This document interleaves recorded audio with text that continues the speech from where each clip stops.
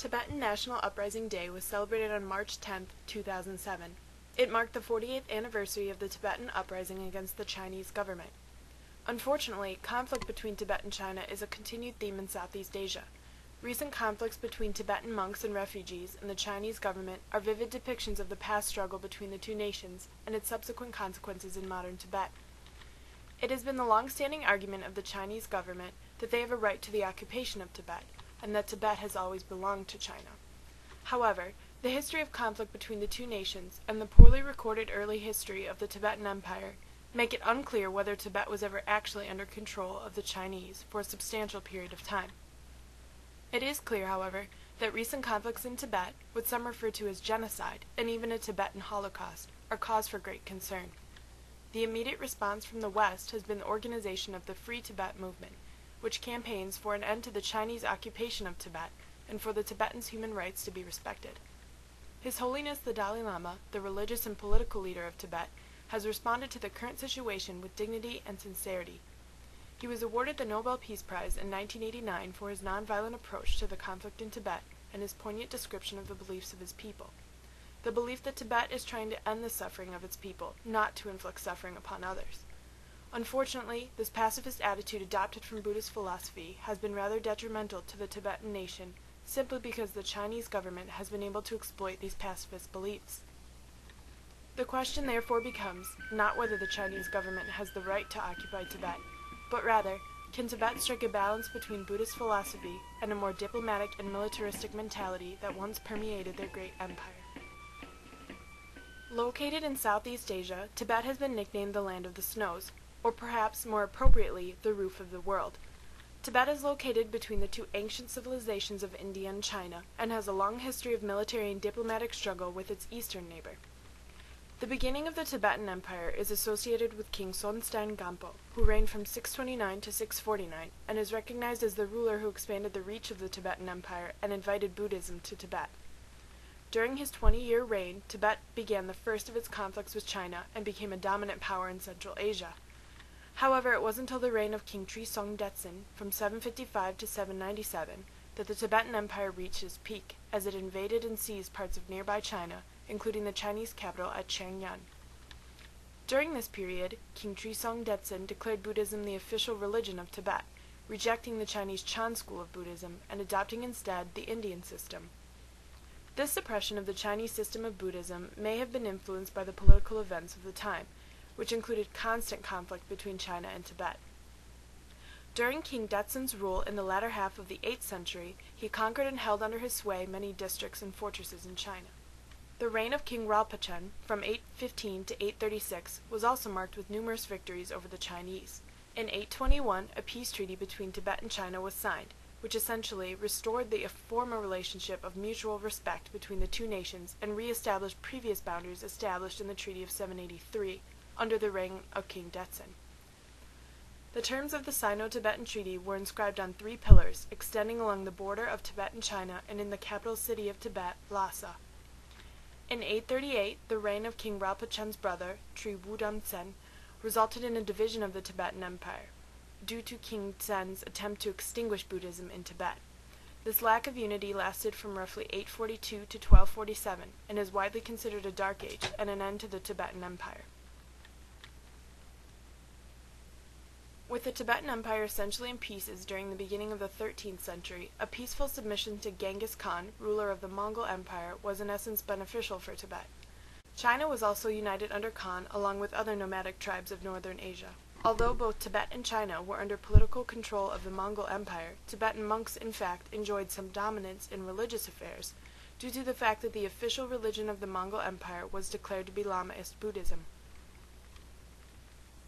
Sonam Gyatso, the third head of the Tibetan Gelug Monastery, converted the Mongol prince Altan Khan to Buddhism and earned the name Dalai Lama, meaning Ocean of Wisdom Teacher.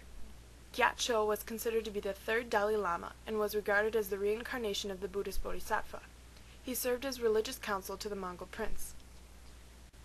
It was not until 1617, with the reign of the fifth Dalai Lama, that Tibet saw the development of the priest-patron relationship. However, even with their expanded political role, the Dalai Lamas never ruled independently. For instance, it was only with help from Mongol troops that the 5th Dalai Lama was able to defeat his enemies and become ruler of all of Tibet.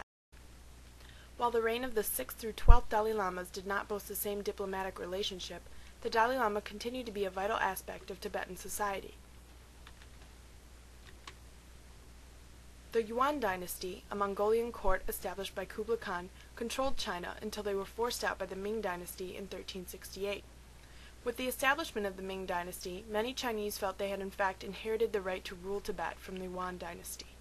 This belief continued for the next 700 years and is still held true in modern-day China.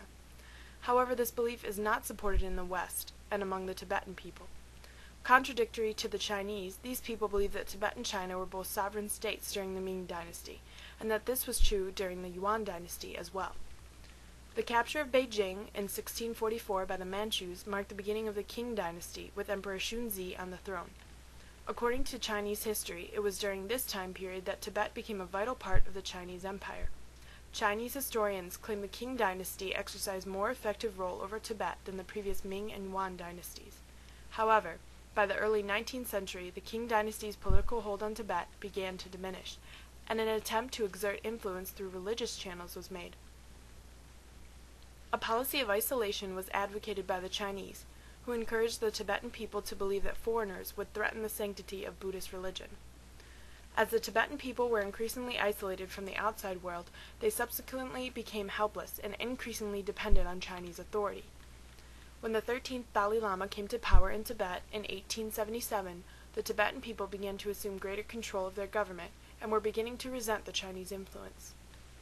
In the late 1870s, the Sino-British Chefu Convention granted Britain the right to send an expedition between China and India by way of Tibet.